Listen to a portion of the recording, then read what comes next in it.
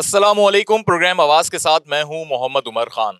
नाजरीन, इस प्रोग्राम में हम पाकिस्तान में पेश आने वाले वाक़यात और डिफरेंट इशूज़ आपके सामने रखते हैं और आवाम की आवाज़ में उसका क्या हल निकल सकता है या आवाम क्या सोचती है वो भी आपको बताते हैं। लेकिन आज का प्रोग्राम बैनुल अक़वामी सतह पर पेश आने वाले उस वाक़े के हवाले से है जो गुज़िश्ता कई दिहाइयों से तवज्जो का मरकूज़ रहा, लेकिन साथ ही 1.5 साल के अंदर फ़लस्तीन में होने वाली बर्बरियत और जुल्म सितम की दास्तान ने तारीख का पूरा चेहरा ही सियाह करके रख दिया, जब जमहूरियत के अलमबरदार जो हैं अब अपने ही बनाए हुए कवानीन के आगे खुद शर्मिंदा हैं और इंसानियत सोज मजालिम का सिलसिला ना थमने वाली कैफियत में जा चुका है। आज के प्रोग्राम में हम खुसूसी तौर पर इस पर गुफ्तगू करेंगे और अमायदीन शहर से भी बात करेंगे। साथ ही जमात इस्लामी पाकिस्तान की जानिब से हमेशा इस इशू को हाईलाइट किया गया, रैलियां निकाली गई, मार्च किए गए, उनके कारकुनान क्या सोचते हैं। इस वक्त हमारे साथ मौजूद हैं कराची में, अगर हम शोबे तालीम की बात करें तो डॉक्टर तौसीफ अहमद साहब का नाम सफ़े अव्वल में शामिल रहता है। सीनियर एजुकेशनिस्ट हैं, उनसे हम गुफ्तगू का आगाज़ करते हैं। अस्सलाम वालेकुम। वालेकुम सलाम जनाब। कैसे मिजाज हैं डॉक्टर साहब? जी खैरियत। डॉक्टर साहब, आप एक मुसन्निफ भी हैं, आप शोबे तालीम से भी वाबस्ता हैं और आप एक तज्ज़ियाकार की हैसियत से भी मुआशरे के इन तमाम तर पहलुओं को देखते हैं। लेकिन गज़ा में होने वाली सूरत हाल ने जो है एक नई सिमत का तयन कर दिया है और एक तरफ उम्मत मुस्लिमा जुड़ती हुई भी दिखाई दे रही है और बहुत सारी चीज़ें एक्सपोज भी हो रही हैं। आपकी क्या राय है इस पर? देखिए, एक तो उम्मत मुस्लिमा जुड़ नहीं रही, ये एक ऐसा ख्याल है जिसकी कोई हकीकत नहीं। दूसरी बात ये कि इस सदी का सबसे बदतरीन नस्ल कुशी हो रही है गज़ा में, उनके बच्चों को मारा जा रहा है, हत्ता कि जो मेडिकल एड के लोग हैं उन्हें भी मारा जा रहा है। ऐसा दूसरी जंग अज़ीम में भी नहीं हुआ था। इस पे खासी मोबिलाइजेशन है यूरोप में, अमेरिका में और पाकिस्तान और दूसरे मुसलमान ममालिक में, मगर उसका वो इतना असर नहीं है।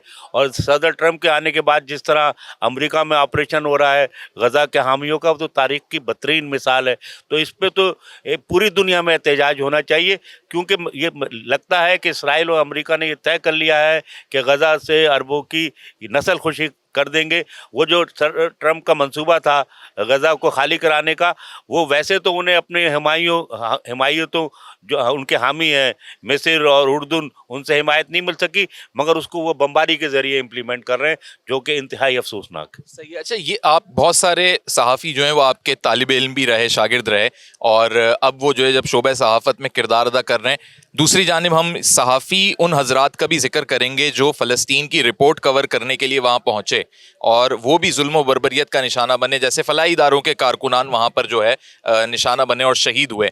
तो जो कवानीन हैं सहाफ़ियों के हुकूक़ के या ऐसे मौक़ों पे जो तहफ़्फ़ुज़ होता है उनका, क्या वो भी जो है पसे पुश्त डाल दिए गए अक़वाम आलम की जानिब से? देखिए, 100 से ज़्यादा सहाफ़ी अब तक जहाँ बाग हो चुके हैं, जो एक रिकॉर्ड है। और सारी बैनुल-अक़वामी सहाफ़ियों की तंज़ीमें इसकी मज़म्मत कर रही हैं, इंसानी हुकूक़ की तंज़ीमें इसकी मज़म्मत कर रही हैं, मगर इसराइल को रोकने वाला नहीं। आज इसराइल के वज़ीर-ए-आज़म यूरोपीय ममालिक से होते हुए अमेरिका पहुँचे हैं। वाशिंगटन में सदर ट्रंप ने उनका इस्तकबाल किया। उनके वारंट हैं आलमी अदालत के कि वो जंगी मुजरिम है, मगर सारी यूरोपीय ममालिक ने नज़रअंदाज कर दिया है। जो हालैंड की अदालत है उसके फ़ैसले को मानने से। तो ये तो एक बदतरीन सूरत हाल है कि ये लग रहा है कि हम फिर कुरून वस्ता के दौर में जा रहे हैं, जहाँ पे जो हमला आवर थे वो ग़ुलामों के साथ बदतरीन सलूक करते थे। वैसी सूरत हाल अब हमें गज़ा के मामले पर नज़र आ रही है। अच्छा, एक सवाल का और जवाब दीजिए कि बैनुल अक़वामी माहिरीन ये कह रहे हैं कि ये जंग का जो सिलसिला बर्पा किया गया इसराइल की जानिब से, यरूशलेम की जानिब से, ये सिर्फ गज़ा तक नहीं महदूद रहेगा, और भी ममालिक आगे चल के इसकी लपेट में आ सकते हैं। मिस्र भी हो सकता है, उर्दन भी हो सकता है। क्या आपको भी लगता है कि यही सिलसिला रहेगा आगे? देखिए, मिस्र उर्दून तो उनके अलाई हैं, मगर ये लबनान की तकसीम हो रही है, उसके साथ जो दूसरे ममालिक हैं शाम की तकसीम हो रही है, अदन का जो मामला है वहाँ पे उन्होंने लाइन खींच दी है, और उससे ज़्यादा ईरान पे हमला है। ईरानी मजबूर हो रहे हैं उनसे बातचीत करने के लिए। तो जो इस वक्त दो ही तो मुल्क है, रूस और ईरान, जो फ़लस्तीनियों की हिमायत करते थे, उसमें भी ईरान को वो घुटने टेकने पे मजबूर कर रहे हैं। तो इसका तो दायरा बढ़ता जा रहा है। इंडियन एजुकेशनिस्ट, आप क्या समझते हैं कि इस किस्म के जो वाक़यात हैं वो हमारी जो पाकिस्तान की आवाम है उसके जहन पे क्या ऐसा असर डाल रहे होंगे? क्या शिद्दत पसंदी हमारे मुआशरे में आ जाएगी इससे, या जिस तरह एक पॉइंट ऑफ व्यू है कि ये ऐसे मौक़ों पे ना कौमें या उम्मतें जुड़ना शुरू होती हैं? देखिए, उम्मतें जुड़ने नहीं देंगे। जितने भी हम हैं, हम मजबूर हैं کہ ہم دوسروں کی امداد پہ گزارا کرتے ہیں، لہذا ہمارے یہاں اس چیز پہ عمل ہونا بڑا مشکل کام ہے. مگر ہمارے عوام میں بے انتہا جذبات پائے جاتے ہیں، جوش و خروش پایا جاتا ہے، اور دلی افسوس کا اظہار ہوتا ہے کہ جناب ہمارے مسلمان بھائیوں کے ساتھ بڑا ظلم ہو رہا ہے، ان کی پوری نسل ختم کر دی گئی ہے. اور یہ معاملہ یہاں پہ نہیں تھمے گا. یہ اگر سعودی عرب اور دوسرے ممالک اپنی گردن ریت میں گھسیڑے ہوئے ہیں تو یہ بھی نہیں بچیں گے. یہودیوں کا ایک گریٹر یہودی شہر بنانے کا پروگرام ہے، بلکہ ملک بنانے کا پروگرام ہے. اس میں یہ کسی کو بھی نہیں بخشیں گے، نہ انہوں نے پہلے بھی لوگوں کو بخشا ہے. انہوں نے قتل عام کیا ہے، اور سب سے زیادہ بدنام کیا جرمنی والوں کو کہ صاحب ہٹلر نے ان کے بے انتہا لوگوں کو قتل کیا ہے. مگر وہی جرمنی آج ان کا ساتھ دے رہا ہے، وہی فرانس آج ان کا ساتھ دے رہا ہے، وہی یورپ آج ان کا ساتھ دے رہا ہے. یعنی جو اللہ تعالیٰ کی جانب سے احکامات ہیں کہ یہود و نصارہ پہ بھروسہ نہ کریں، وہ بالکل صحیح ثابت ہو رہا ہے. اور ہم ہمارے جتنے بھی سربراہان ہیں وہ ان پہ زیادہ بھروسہ کیے ہوئے ہیں اور ان کے کہے پہ عمل کرتے ہیں. یہ لوگوں کا احتجاج جو ہے وہ دلوں کے ساتھ جاری ہے. اگر میں یہ جاننا چاہوں کہ سعودی اور ایران کا اگر ہم تقابل کریں تو اس پورے معاملے میں کیا ہمیں لگتا ہے کہ کہیں پہ صرف بیانات ہیں اور کہیں پریکٹیکل اقدامات ہیں؟ دیکھیے جتنا بھی اسلحہ ہے وہ ساری دنیا کا یہ تہیہ ہے کہ وہ ایران فراہم کر رہا ہے، اور ان کو ان کی ٹریننگ بھی، ان کو سامان پہنچانا بھی، عموماً جتنے بھی ان کے راکٹس ہیں اور دوسری چیزیں ہیں، ڈرونز ہیں، وہ سارے ایران میڈ ہیں اور رشین میڈ ہیں. تو وہ ایک بڑی تعداد میں ان کی مالی مدد بھی کر رہا ہے، لوگوں کو ٹرینڈ بھی کر رہا ہے، لوگوں کو کھانا بھی فراہم کر رہا ہے. مگر پوری دنیا سے ان کو کوئی سپورٹ حاصل نہیں ہے مسلم ممالک سے. اس وقت ہمارے ساتھ موجود ہیں پروفیسر ڈاکٹر مسعود احمد خان، جو کہ جامعہ اردو میں شعبہ ابلاغ عامہ میں اپنے فرائض انجام دیتے رہے ہیں. السلام علیکم سر. وعلیکم السلام. سر آپ بہت سارے صحافی جو یہ سمجھتے ہیں کہ انٹرنیشنل رولز ہوتے ہیں، لاز ہوتے ہیں، صحافیوں کے بھی اپنے حقوق ہوتے ہیں اور وار زون کے جو ہیں ایک اسپیشل اسٹیٹس اور رائٹ ہوتا ہے. کیا آپ سمجھتے ہیں کہ یہ جو ٹریننگ ہے ہر صحافی کے لیے اب ضروری ہو گئی ہے حالات کو مد نظر رکھتے ہوئے کہ وار زون کی ٹریننگ دی جائے باقاعدہ، چاہے وہ پاکستان کا صحافی ہو یا بین الاقوامی اس کی کسی ایسوسی ایشن یا ایجنسی سے ایسوسی ایشن ہو؟ بالکل یہ بہت ضروری ہے. پہلے جو غیر ملکی جو ہمارے رپورٹر ہیں وہ تو کافی خیال کرتے ہیں، لیکن ہمارے جو مڈل اسکیل جو رپورٹرس ہیں نا، ان کو اس کے بارے میں معلومات نہیں. اس کی باقاعدہ ٹریننگ ہونی چاہیے کہ وار زون میں جانے سے پہلے انہیں کن کن باتوں کا خیال کرنا چاہیے، اپنی جان کی حفاظت کس طرح کرنا چاہیے، اور رپورٹنگ کرتے وقت کن کن مناظر کو بھی ان کو دکھانا چاہیے یا نہیں دکھانا چاہیے، یہ بھی ان کو ملحوظ رکھنا چاہیے. دوسری بات یہ ہے کہ ہر چیز جہاں بھی رپورٹنگ کر رہے ہیں اس کا پورا ان کو معلومات ہونا چاہیے، ان کے راستے کے بارے میں پتہ ہونا چاہیے، اس کی ڈیموگرافی کے بارے میں پتہ ہونا چاہیے. تو یہ ٹریننگ آج کل ناگزیر ہو گئی ہے. یہ جو ایسے مواقع پہ بالخصوص ٹارگٹ کیا جاتا ہے صحافیوں کو، یعنی جو صحافی عرب کنٹریز سے بلانگ کرتے ہیں اور وہ شہید بھی ہوئے غزہ کی کوریج میں، مسلمان تھے لیکن صرف اس لیے انہیں ٹارگٹ کیا گیا اسرائیل کی جانب سے کہ یہ اصل چہرہ دکھا رہے ہیں اور جو مظالم تھے اسرائیل کے وہ ایکسپوز ہو رہے تھے. تو کیا اس پر انٹرنیشنل قوانین کے تحت کچھ کیا جا سکتا ہے؟ انٹرنیشنل قوانین تو اپنی جگہ ہیں اور اس پہ بہت سارے قوانین پاس بھی ہو چکے ہیں ماضی میں، لیکن اس کے اوپر عمل نہیں ہوتا. اصل جو مسئلہ ہے وہ یہ ہے کہ یہ ایک سازش ہے انٹرنیشنل، اور یہ جان بوجھ کر ٹارگٹ کیا جاتا ہے کہ کوئی صحافی اصل حقائق کو اجاگر نہ کر سکے. تو یہ انٹرنیشنل لیول پر وہ تمام جو مظالم ہو رہے ہیں اس کو چھپانے کے لیے اسپیشلی جو ہے وہ صحافیوں کو ٹارگٹ کیا جاتا ہے کہ ان کے پاس زیادہ سے زیادہ انفارمیشن نہ جائے، کیونکہ اس سے ایک کیتھارسس ڈیولپ ہوگا اور دنیا بھر میں جو ہے پھر وہ حمایت ڈیولپ ہوگی. تو ایون امریکہ، انگلینڈ اور یورپین کنٹریز کے اندر ان کی اپنی عوام کی حکومتوں کے خلاف جو ہے وہ احتجاج کرے گا. تو یہ سب سے بڑا ان کے ذہن میں ٹارگٹ ہوتا ہے. ایک سیاسی کارکن جو ہوتا ہے وہ ایک عام آدمی سے ڈیفرنٹ اپنی اپروچ اور سوچ رکھتا ہے، اسپیشلی ان چیزوں پہ جو انٹرنیشنل ریلیشنز ہو یا نیشنل لیول کی ایسی چیزیں جو عوام الناس سے جڑی ہوں، اور پھر معاملہ اگر مذہب سے جڑ جائے تو وہ پھر اس کے نظریے کے اوپر بھی بات آتی ہے. تو بینگ اینڈ پولیٹیکل ورکر، آپ کیا سمجھتے ہیں کہ پاکستان میں کسی بھی سیاسی جماعت کا کارکن غزہ کے وار یا اس کے معاملے پہ صرف احتجاج کر سکتا ہے، سوشل میڈیا پہ اپنی چیز کو پروٹیسٹ کر سکتا ہے، یا اس سے آگے بڑھ کے بھی کچھ کیا جا سکتا ہے؟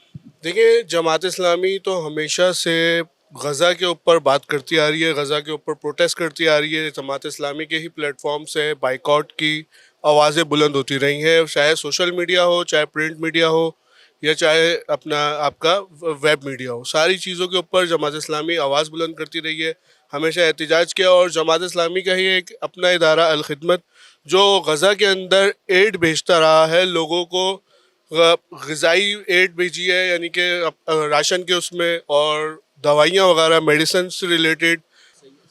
جو معاملات ایسے ہوتے ہیں جس میں ہم بائیکاٹ کی بات کرتے ہیں لیکن اس کے باوجود ہم دیکھتے ہیں کہ انٹینسٹی کم ہونے لگتی ہے بائیکاٹ کی، تو پھر یقینی طور پہ اس کی مالی معاونت ہی ہو رہی ہے انڈائریکٹلی. اس پر پھر کیا ہماری نیشن جو ایک دم مشتعل ہو جاتی ہے، اور ابھی کچھ جلاؤ گراؤ کے بھی واقعات ہوئے، یہ صحیح ہیں؟ دیکھیے، جلاؤ گراؤ کے واقعات ہونا یہ تو غلط ہے کہ جلاؤ گراؤ کے واقعات نہیں ہونی چاہیے.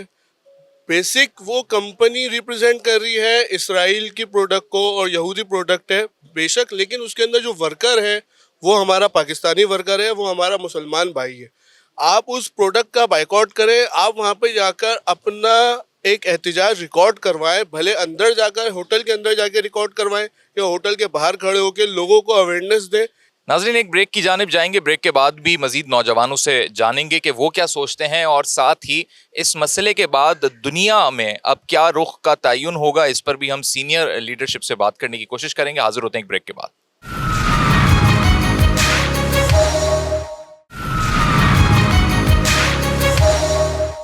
ویلکم بیک ناظرین. غزہ میں ہونے والی اسرائیلی بربریت جو تھمنے کا نام نہیں لے رہی، اور پوری دنیا کے سامنے نہ صرف اسرائیل بلکہ وہ تمام تر عالمی قوتیں جو اس کے بیک پہ موجود تھیں یا فرنٹ پہ آ کر، جس طرح صدر ٹرمپ نے بھرپور اسرائیل کا دفاع کیا، اور اس سے پہلے امریکی صدر جو بائیڈن نے بھی بھرپور دفاع کیا، تو آج سوال یہ پیدا ہوتا ہے، نوجوانوں کے ذہنوں میں بہت سارے سوالات آتے ہوں گے کہ جو جمہوریت کے علم بردار بنتے ہیں، کیا وہ اس جمہوریت کو پوری دنیا پہ نافذ کرنا چاہتے ہیں؟ ایک نوجوان ہمارے ساتھ موجود ہیں. السلام علیکم. وعلیکم السلام. ڈیموکریسی کو لے کے کیا سوچتے ہیں؟ کیا ایسی ڈیموکریسی جو اپنے مطلب کی ہو اور مسلمانوں کے حقوق غصب کرے اور صرف دین کی بنیاد پر ان پر بمباری کی جائے، ایسی ڈیموکریسی کا کیا علاج ہوگا؟ دیکھیں، اول تو یہ اگر یہ پوائنٹ ہم ہائی لائٹ کریں کہ وہ مسلمان ہیں، اگر ہم ان کے ملک کو ختم کر دیں گے تو ہمارے لیے آسانی ہوگی، یہ ایک نان سینس کی بات ہے، اس کے اوپر کوئی وہ ہو نہیں سکتا. لیکن اگر ہم یہی خالی یہ سوچا کہ وہ انسانیت کے طور پہ کہ وہ بھی بچے ہیں، چھوٹے ہیں، بوڑھے ہیں، انہوں نے سب شہید کر دیے، صرف ہو سکتا ہے وہاں پہ مسلمان نہ ہوں، ان کے اپنے مذہب کے بھی لوگ ہوں یا اس طریقے سے ہوں، تو انہوں نے سب مسمار کر دیا وہاں پہ، جو وہاں کا انفراسٹرکچر برباد کر دیا. اگر اسی کے اوپر اگر مزید غور کریں تو آپ خالی یہ نوٹس کریں، ہماری وہاں پہ بیت المقدس ہے جو پہلی مسجد ہے مسلمانوں کی، جہاں پہ حضرت محمد صلی اللہ علیہ وسلم نے تمام انبیاء کی امامت کری، انہوں نے اس کو بھی مسمار کر دیا. ہمارا ایمان یہ نہیں کہتا کہ ہم لوگوں کی مدد کریں جو ہمیں چلا چلا کے بول رہے ہیں کہ ہم ختم ہو رہے ہیں. ابھی ایک وہاں کے سینئر ڈاکٹر ہیں، ان کا بیان آیا کہ غزہ اپنی آخری سانسیں لے رہا ہے، تو ہمیں تب بھی عقل نہیں ہے کہ ہم ان کی کچھ مدد کر سکیں. تو ہم کیسے مدد کریں؟ مالی طور پہ کریں؟ یہ جو راشن جاتا ہے سپلائی لائن تک تو بند کر دی ہے، یا پھر وہ جو جہاد کی باتیں ہوتی ہیں اس طرف آپ کہہ رہے ہیں؟ نہیں، دیکھیں، جہاد تو ہم کر سکتے ہیں، اس کے اوپر کوئی آپشن نہیں ہے. اب جس طریقے سے الخدمت ادارہ ہمارا ہے، وہ کیا نام ہے، ایک چین چلا رہا تھا، فوڈ چین چلا رہا تھا، وہاں جو لوگ پھنسے ہوئے ہیں، جن کے گھر مسمار ہو گئے، ان کو انہوں نے رہنے کے لیے ٹینٹ دیے. اب انہوں نے سیز فائر کا اعلان کیا، اس دوران الخدمت نے ایک فنڈنگ ریزنگ کا پروگرام سٹارٹ کیا جس میں وہ کمپلیٹ انفراسٹرکچر بنا کے دے رہے تھے ان کو، لیکن انہوں نے اس کو بھی احساس نہیں کرا. پھر دوبارہ سے انہوں نے بمباری وہاں شروع کر دی اور پھر سب کچھ تہس نہس کر دیا. اب ہم یہ کر سکتے ہیں کہ جتنی ان کے لیے دعا ہو سکتی ہے دعا کریں، اور اگر کوئی چانس بنے کہ ہم وہاں جا کے کچھ کر سکیں تو اس کے لیے ہم تیار ہیں. جماعت اسلامی کراچی کے سیکرٹری جنرل جناب توفیق الدین صدیقی صاحب ہمارے ساتھ موجود ہیں. السلام علیکم. وعلیکم السلام ورحمۃ اللہ. توفیق صاحب، اس وقت ہم دیکھ رہے ہیں کہ کوئی بھی سیاسی جماعت ہو، کیونکہ پاکستان میں کانسیپٹ ہوتا ہے نا کہ جی لیفٹسٹ ہیں یا رائٹسٹ ہیں، لیکن یہ ایک ایسا موقع ہے جس پہ پورا پاکستان یک زبان ہے، اور ہمیشہ ہی ایسے معاملات پر جو ہے قوم ایک ہو گئی. ڈو یو تھنک کہ اس معاملے کی بنیاد پر ہم قومی سطح پہ انٹرنیشنلی کوئی ایسا ایجنڈا اٹھا سکیں جو واقعی فلسطین کے معاملے میں ان کی وکالت کر سکے بطور پاکستانی؟ جی بہت شکریہ. بالکل درست آپ نے فرمایا کہ یہ ایک ایسا ایشو ہے، غزہ، فلسطین، بیت المقدس، قبلہ اول، کہ جس پہ نہ صرف پاکستان بلکہ پوری امت مسلمہ ایک ہے، اور سب یہ چاہتے ہیں، سب کی یہ خواہش ہے کہ بیت المقدس کو، قبلہ اول کو بچایا جائے، جو کہ مسلمانوں کی جو ہے وہ ایک قبلہ اول ہے. اور بالکل خانہ کعبہ اور مسجد نبوی جس طرح سے ہمارے لیے محترم ہے، بالکل اسی طرح سے بیت المقدس بھی ہمارے لیے جو ہے وہ محترم ہے. یہ وہ مقام ہے کہ جہاں پر تمام انبیاء کرام کی جماعت، نبی محترم صلی اللہ علیہ وسلم نے جو ہے وہ امامت فرمائی وہاں پر. تو یہ اس لیے بہت مقدس جگہ ہے. یہ صرف فلسطین ایک سرزمین نہیں ہے، یہ انبیاء کی سرزمین ہے، اور اس کی حفاظت جو ہے وہ امت مسلمہ کے اوپر فرض ہے. اور نہ صرف امت مسلمہ بلکہ اس موقع پر امت مسلمہ اس معاملے پہ بالکل آپ نے درست فرمایا یکجا ہے، متحد ہے، یکجان ہے. اس میں نہ کوئی رنگ، نہ کوئی نسل، نہ کوئی فرقہ، کوئی تفریق نہیں ہے، سب اس بات پر متفق ہیں. مسئلہ صرف اس وقت یہ ہے کہ جو مسلم حکمران ہیں وہ اس وقت یکجا نہیں ہے، یا یوں کہہ لیں کہ وہ یکجا ہیں اور وہ مسلمانوں ہی کے خلاف یکجا ہیں. کوئی 57-58 ممالک ہیں، اسلامی ممالک ہیں، خاص طور پہ عرب وہ ممالک کے جو فلسطین کے پڑوسی ہیں، ان کا جو کردار ہے وہ سب کے سامنے ہے. جو نامور ہمارے اسلامی ممالک ہیں جس میں بشمول پاکستان جو کہ اٹامک انرجی رکھتا ہے، جن کے پاس میزائل ٹیکنالوجی ہے، جس کے پاس دیگر ذرائع موجود ہیں، پاکستان سمیت جتنے بھی اسلامی ممالک ہیں وہ سب کے سب فلسطین کے اس ایشو کے اوپر خاموش ہیں، اور یہ مجرمانہ خاموشی ہے. توفیق صاحب یہ بھی مجھے بتائیے گا کہ سوشل میڈیا کے اس دور میں جو نریٹو بلڈ کرنا ہوتا ہے، باقاعدہ اس کی کیمپین چلا کے ایک امیج بلڈ کی جاتی ہے، اور پیچھے کرتا دھرتا یا جو ان کے ہیڈ کوارٹرز ہیں یا زیادہ تر جو سوشل میڈیا ایپس ہیں وہ انہی لوگوں کی بنائی ہوئی ہیں، یا کہیں نہ کہیں ان کی فنڈنگ ہے، اسپانسرشپ ہے، یا انہی کے لوگ جو ہیں اون کرتے ہیں. کیا مسلمانوں کا بھی سوشل میڈیا پہ کوئی ایسا انفلوئنس ہے کہ وہ صحیح معنوں میں ترجمانی ہو سکے فلسطین کے معاملے پہ یا دیگر معاملات پہ؟ دیکھیں اس میں بات بالکل آپ کی درست ہے. اس وقت جتنے بھی ذرائع جو سوشل میڈیا کے ہیں وہ ٹوٹلی انہی کے ہاتھ میں ہے نا. وہ سارا یورپی ممالک، اسرائیل، امریکہ، ان کے پاس ہے. نبی کریم صلی اللہ علیہ وسلم نے جو دجالی تہذیب اور اس کی جو فتنے بتائے تھے نا، تو ان کے بہت سارے فتنے آپ صلی اللہ علیہ وسلم نے گنوائے کہ اس کے پاس یہ طاقت، یہ طاقت، یہ طاقت، بہت ساری طاقتیں ہوں گی. لیکن آپ صلی اللہ علیہ وسلم نے فرمایا کہ جو اس کا فتنہ عظیم ہوگا دجال کا، وہ یہ ہوگا کہ وہ خلاؤں کے اوپر قابض ہوگا. تو آپ دیکھیں کہ وہ خلاؤں کے اوپر پوری طرح سے وہ جو اس کی تہذیب اور جو قوت ہے اس کی وہ قابض ہے. تو اس میں الٹیمیٹ دو چیزیں ہیں. نمبر ایک یہ کہ جتنے وسائل و ذرائع اس وقت موجود ہیں ان کو استعمال کرنے کی ضرورت ہے، اور اس وقت مسلمانوں کو بھی جو اہل علم ہیں، جو اہل دانش ہیں اور جو اس پہ کام کر سکتے ہیں، انہیں کام کرنے کی ضرورت ہے کہ یہ ہمارے پاس بھی ایسے پلیٹ فارم موجود ہوں کہ جس کے ذریعے ہم ان ساری چیزوں کی تشہیر کر سکیں. کیونکہ اس وقت جو تشہیر اگر ہم ان ذرائع کو استعمال کریں تو آپ کو پتہ ہے کہ وہ بلاک کر دی جاتی ہیں، ٹویٹر بند کر دیا جاتا ہے، فیس بک جو ہے وہ اس کے اوپر جو اسٹرائک آ جاتی ہیں. تو اس وقت جو آپ یعنی بات پہنچانا بھی آپ کے لیے جو ہے، اور یہ کتنی بڑی ایک قدغن ہے جو آزادی صحافت کی بات کرتے ہیں اور آزادی رائے کی بات کرتے ہیں، انہوں نے خود ہی قدغن لگائی ہوئی کہ آپ غزہ کے ان مسلمانوں کے ساتھ جو بےایمانہ طریقے سے ان کے اوپر وحشیانہ طریقے سے بمباری کی جا رہی ہے، آپ ان کو دکھائیں تو وہ دکھا نہیں سکتے، آپ بتائیں تو بتا نہیں سکتے. تو یہ ایک دو یعنی چہرے ہیں یورپ کے اور ان لوگوں کے. اس میں ایک چیز اور ایڈ ہو جاتی ہے جب ہمارے ہی مسلمان بھائی بہن یہ رائے رکھنے لگتے ہیں کہ یہ احتجاج، یہ دھرنے، یہ ریلیاں، کیا فائدہ، وہاں پہ تو کچھ بھی نہیں رک رہا. یہ بھی تو سوال اٹھا دیتے ہیں، اور بلکہ وہ تو بائیکاٹ بھی نہیں کرنا چاہتے ہیں. ایک طبقہ ایسا بھی موجود ہے. تو اس کے لیے آپ کی کیا رائے ہے، یا آپ کیا سمجھتے ہیں کہ ایسے لوگوں کے لیے کیا کیا جا سکتا ہے؟ دیکھیں یہ اسی طبقے کی رائے ہے کہ جو بائیکاٹ بھی نہیں کرنا چاہتے، جو مکمل طور پہ میرا خیال ہے کہ مسلمان تو کیا وہ انہی کے ساتھ جو ہے وہ کھڑے ہوئے ہیں. تو یہ انہی کی رائے ہے کہ جناب یہ ان طرح ساری چیزوں سے کیا فائدہ، ہم کیا کریں اس موقع پر. تو کہیں ہماری اکانومی تو ایسا نہیں ہے کہ کہیں اتنا انکم پاس ہو گئی یا جڑ گئی ان کے ساتھ کہ مجبوری میں وہ یہ چاہ رہے ہیں، یا پھر نظریات کا مسئلہ ہی؟ نہیں، ہماری کوئی مجبوری نہیں ہے. مجھے بتائیں کہ میں اگر ان پروڈکٹ کا کہ جو اسرائیلی پروڈکٹ ہیں اگر میں ان کا بائیکاٹ کروں تو اس سے میرے گھر پہ اوپر اور میرے شہر پر اور میرے ملک پہ کیا فرق پڑنا ہے؟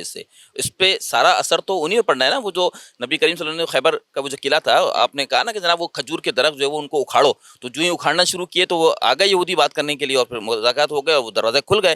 تو جب آپ ان کے ان درختوں کو اکھاڑیں گے جو انہوں نے لگا رکھے ہیں ہر ملک کے اندر، ہر اسلامی ریاست کے اندر، جب آپ ان کو ضرر پہنچائیں گے تو وہ الٹیمیٹ آپ سے بات کریں گے، وہ الٹیمیٹ کوئی نہ کوئی راستہ نکالیں گے. چلے نہیں بھی نکالیں گے تو کم از کم کوئی قدغن تو ہم پہنچائیں گے نا. اس وقت تو ہم ان کو قوت فراہم کر رہے ہیں.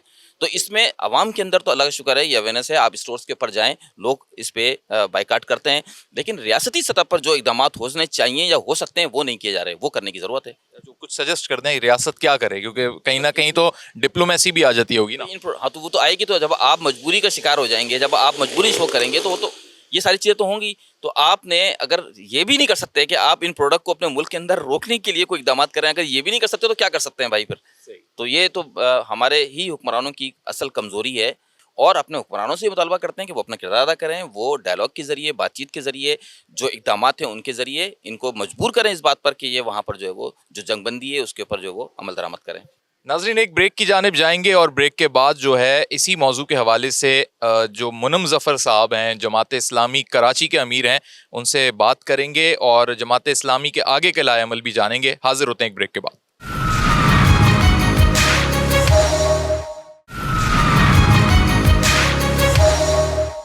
Welcome back. पाकिस्तान में अगर किसी भी सियासी या मजहबी जमात का तज्जिया किया जाए जिसने फलस्तीन और गजा के मामले को हमेशा हाईलाइट किया हो, चाहे सड़कों पे हो, चाहे मीडिया में हो या बैनुल अक़वामी फोरम्स पे हो, तो जमात इस्लामी का नाम हमेशा तारीख में सफ़े अव्वल में ही लिया जाएगा।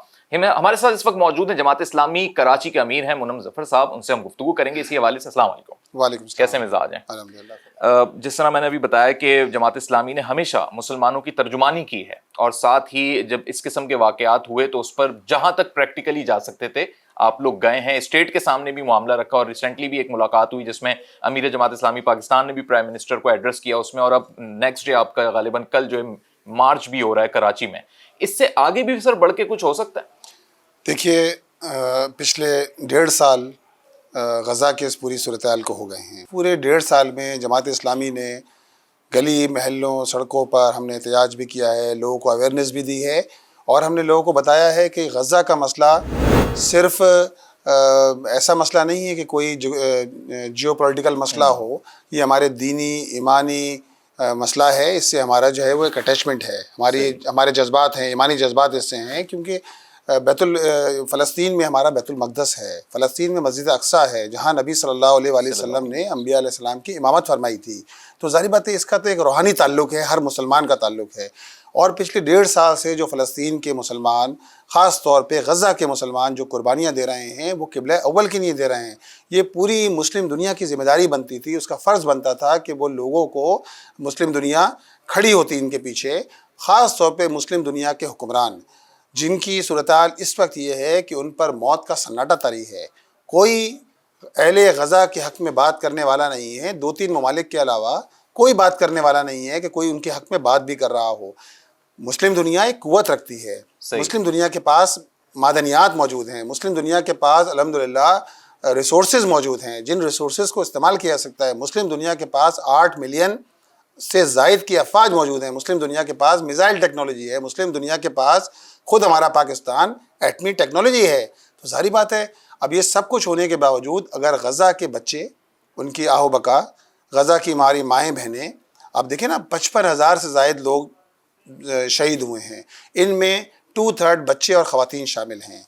अब मुझे बताइए वो कहाँ हैं सारे वो लोग कि जो बात करते थे, जो मगरिब पूरा और मगरबी हुक्मरान ये बात करते थे, ह्यूमन राइट्स की बात करते थे?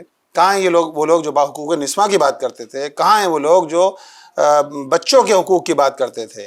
वो कहीं नज़र नहीं आ रहे आज। एक तारीख का जब हम जायज़ा लेते हैं तो सवाल एक उभरता है जहन में कि सोवियत यूनियन वॉर के अंदर जो है पाकिस्तान ने पार्टिसिपेशन इस अंदाज में ज़रूर की कि जो कुछ सिविलियंस थे, लोग थे, उन्होंने एक जज्बा ईमानी के तहत कि जी हम उस जिहाद का पार्ट बने, और अब तो बहुत सारी चीज़ें इस पे लिखी भी गई हैं। लेकिन जहाँ पे एक ताल्लुक दीन का जुड़ा हुआ है और इतनी बड़ी असास है बैतुल मक़दस को लेके, वहाँ पर हम प्रैक्टिकली कुछ नहीं कर रहे। यानी बहैसियत कौम जो है, जिहाद के फतवे अगर इंटरनेशनल स्कॉलर्स ने दिए तो मिस्र के स्कॉलर्स ने या मिस्र के उलमा ने तो रद्द भी कर दिए वो फतवे। तो क्या हम डिवाइड हो गए हैं दीनी सतह पे? देखिए, बात यह है कि जब आप पॉलिटिकली तौर पे ग़ुलामी इख्तियार कर लेते हैं, सियासी तौर पे आप ग़ुलामी इख्तियार कर लेते हैं, तो उसके नतीजे के अंदर यही कुछ होता है जो आज पूरी मुस्लिम दुनिया के अंदर हो रहा है। कहीं लोग इस बात के असीर हैं कि उनकी मईशत जो है वो तबाह ना हो जाए। आप देखें ना, एक जानिब अहले गज़ा हैं, दूसरी जानिब इसराइल है जिसके पास पूरी टेक्नोलॉजी है, और वो टेक्नोलॉजी भी वो है जो उसको अमेरिका ने दी है, जो उसको बरतानिया ने दी है, जो उसको फ्रांस ने दी है, जो उसको जर्मनी ने दी है। उसके पास डॉलरों की ताकत है, लेकिन सब के बावजूद भी वो बेसरो सामान बच्चे, नौजवान 1.5 साल से स्ट्रगल कर रहे हैं, और ये तारीख़ में लिखा जाएगा कि ये बच्चे, इन्होंने अपनी कुर्बानी दी, माँओं बहनों ने कुर्बानी दी, पूरे ईमानी जुर्रत के साथ, सब्र और इस्तिकामत के साथ डटे रहे। जब ये कर सकते हैं तो मुस्लिम दुनिया के हुक्मरान, उनके सामने क्या ऐसे हर्डल्स हैं कि जो इनके हक़ में खड़े नहीं हो सकते? अगर आज भी पाकिस्तान, तुर्की, ईरान, सऊदी अरब, UAE, मिस्र स्टैंड कर जाए तो मजाल है कि मगरिब की हिम्मत हो कि मगरिब जो है वो एडवांस कर सके। मगरिब रुकने पर मजबूर होगा। तो ये मुस्लिम ममालिक का एक ब्लॉग भी तो बना कुछ अरसे पहले, जब हमने देखा था कि जी इतने ममालिक मिलके एक ब्लॉग बन चुका है। क्या वो सिर्फ एक डिप्लोमेटिक ब्लॉग था, या इस किस्म के मामलात में उसकी कुछ फौजी इस्तेदाद ऐसी है, कोई फौज बनी हुई हमारे पास? देखिए, वो भी चलने नहीं दिया गया ना। अच्छा। अब OIC तो ऑलरेडी मौजूद है ना, लेकिन OIC तो बस OIC ही है, बस उसके लोग मुंतज़िर ही हैं कि किधर है ऑर्गेनाइजेशन ऑफ इस्लामिक कॉन्फ्रेंस। کدھر ہے وہ عرب لیگ جو کہتے تھے کہ ہم عرب لیگ جو ہے وہ اگر کسی بھی عرب خطے پر جو ہے وہ کسی عرب ملک پر اگر حملہ ہوگا تو پورے عرب لیگ پر حملہ قرار دیا جائے گا. آج کدھر ہیں وہ؟ اپنا قبلہ اول بچانے کے لیے یہ لوگ نہیں آ رہے. یہ المیہ ہیں اور یہ غلامی کی وہ صورتحال ہے کہ جس میں اس وقت پورا جو ہے وہ مسلم دنیا کے حکمران غلامی کے اندر جو ہے وہ جکڑے ہوئے ہیں. ان کے ذہن غلام ہیں. یہ معاشی طور پر اپنے آپ کو اس غلامی کے اندر محسوس کرتے ہیں, لہٰذا یہ آگے بڑھتے نہیں ہیں. یہ بتائیں, جماعت اسلامی نے اور الخدمت نے جو بھی امداد کی جا سکتی تھی بڑھ چڑھ کے اس کو امپلیمنٹ کرنے کی کوشش کی, لیکن آگے شاید سپلائی لائن نہیں ہے وہاں تک کہ ڈائریکٹلی چیزیں پہنچ سکیں. اور کچھ اسٹوڈنٹس بھی وہاں سے آئے جن کو یہاں پہ فیسیلیٹیٹ کیا جماعت اسلامی نے, اس میں طلبہ بھی تھیں. تو مزید بھی اس کے علاوہ کچھ آپ کے پروجیکٹس یا چیزیں چل رہی ہیں ریلیونٹ ٹو غزہ یا فلسطین؟ دیکھیں, غزہ جب سے یہ المیہ جنم لیا اس نے, غزہ میں الخدمت جو ہے وہ مستقل کنسائنمنٹ ہم یہاں سے بھیج رہے تھے. کراچی سے بھی جاتا رہا, لاہور سے بھی اور اسلام آباد سے بھی کنسائنمنٹ جاتے رہے, جس کے اندر بہت زیادہ فوڈ سپلائیز ہیں. اس کے علاوہ میڈیکل ایکوپمنٹس ہیں جس کے اندر جو ہے وہ بڑے پیمانے پر جن کی ضرورت تھی چیزوں کی, ہم یہاں سے مصر بھیجتے رہے اور وہاں جو کوریڈورز بنے ہوئے ہیں ان کے راستے جاتا رہا. لیکن انفارچونیٹلی پچھلے 1 مہینے سے یہ سپلائی بند ہے. اور ہمارا نیٹ ورک اندر بھی موجود ہے, ہمارا نیٹ ورک مصر کے اندر بھی موجود ہے, اور اسی کے ذریعے سارا سامان جو ہے وہاں جاتا رہا. لیکن اب 1 مہینے سے انہوں نے بجلی منقطع کر دی ہے, انہوں نے وہاں کا پانی منقطع کر دیا ہے, وہاں سپلائیز نہیں جا رہی ہیں. اور آپ دیکھیں نا, ورسٹ پوزیشن ہے, بچے اس کے نتیجے میں جاں بحق ہو رہے ہیں. اور یہ تو خود سوال بنتا ہے نا, اس وقت یہ سوال ہے اقوام متحدہ سے. میں ایک کوشچن یہ کرنا چاہوں گا, نیٹ ورک موجود ہے, جہاں تک سپلائی پہنچا سکے پہنچائی گئی, تو کیا اس میں افراد بھی جا سکتے تھے؟ یہاں سے ایک سوال ابھرتا ہے جو ان کی مدد کرنے کے لیے وہاں پہ جا سکتے ہوں اگر کوئی ولنگ ہو. ایسا نہیں, ایسا کچھ نہیں ہے. وہاں سے صرف سپلائیز جاتی تھیں, اور ان کو میرا خیال ہے سپلائیز ہی کی ضرورت ہے. ان کو ضرورت ہے میڈیکل ایکوپمنٹس کی ضرورت ہے, ان کو ضرورت ہے مالی تعاون کی ضرورت ہے, ان چیزوں کی ان کو ضرورت ہے, فوڈس کی ضرورت ہے ان کو. آپ دیکھیں نا کتنی بڑے پیمانے پر وہاں بچوں کی شہادتیں ہوئی ہیں, اور آج بھی بچے جو ہے وہ بلک رہے ہیں. خوراک کی کمی کا سامنا ہے, وہاں بجلی موجود نہیں ہے, پانی کا جو ہے وہ سپلائی موجود نہیں ہے, میٹھے پانی کا سسٹم موجود نہیں ہے وہاں کہ وہاں کے لوگوں کو پہنچ سکے. اب یہ پورا ایک المیہ جنم لے رہا ہے جس کے نتیجے کے اندر قحط کا ماحول پیدا ہو گیا ہے. کراچی میں کچھ واقعات ہوئے منم صاحب جس میں لوگ مشتعل ہوئے, اور وہ برانڈز جن کا بائیکاٹ لوگ کر رہے ہیں لیکن اس کی انٹینسٹی کم ہوئی. تو ڈو یو تھنک کہ ابھی جو دن آگے چل رہے ہیں, کیونکہ جو ویڈیوز لوگ دیکھ رہے ہیں اشتعال بڑھ رہا ہے, غصہ بھی ہے, اور وہ پھر یہ بھی دیکھ رہے ہیں کہ وہ برانڈز جو ان کے سپورٹنگ برانڈز ہیں یا کمپنیز ہیں دیکھ کے پھر ان کے غصہ بھی آئے گا. تو اس چیز کو کیا پولیٹیکلی کور کیا جائے گا, یا قوم جو ہے یا ہجوم جو ہے وہ بالکل بے قابو ہو جائے گا؟ نہیں, میرا خیال ہے کہ دیکھیں, جب حکمران اپنا رول ادا نہیں کرتے, ریاست اپنا رول ادا نہیں کرتی, تو پھر یہ بدقسمتی سے اس طرح کے واقعات تو ہوں گے نا. کہ جب آپ جو ہے وہ کوئی رول ادا نہیں کریں گے, صرف جو ہے وہ دیکھیں ایز اے پولیٹیکل پارٹی, ہم تو ایک پولیٹیکل پارٹی ہیں, ہماری حکومت نہیں ہے, لیکن سب کے باوجود ہم جو رول ادا کر سکتے ہیں, ہم نے لوگوں کو اویئرنیس دی ہے, ہم نے لوگوں کو شعور دیا ہے کہ آپ جو ہے وہ آپ کے پاس آلٹرنیٹس موجود ہیں, آپ ان آلٹرنیٹس کو استعمال کیجئے, آپ صہیونی مصنوعات کو استعمال نہ کریں, اس کا فائدہ ڈائریکٹ اسرائیل کو پہنچے گا. ہم نے لوگوں کو اویئرنیس دی ہے الحمدللہ, اور ہم چاہتے ہیں کہ لوگ اویئرنیس کے ذریعے ہی ان چیزوں سے اوائڈ کریں. صحیح ہے. لاسٹ مجھے یہ ضرور بتائیے گا کہ اس وقت ہم یہ دیکھ رہے ہیں کہ جو اتحاد بین المسلمین کی بات ہوتی ہے, یہ اسی قسم کے واقعات جو ہے نا وہ جوڑ بھی دیتے ہیں.